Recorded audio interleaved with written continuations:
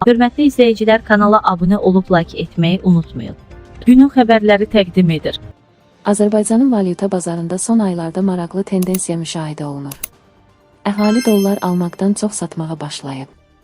Bu, insanların manata olan inamının artdığını və dolların mövqeyinin nisbətən zəiflədiyini göstərir. Bu tendensiya davam etsə, bazarda dolların qiymətində azalma mümkündürmü? Referans az xəbər verir ki, Global Info.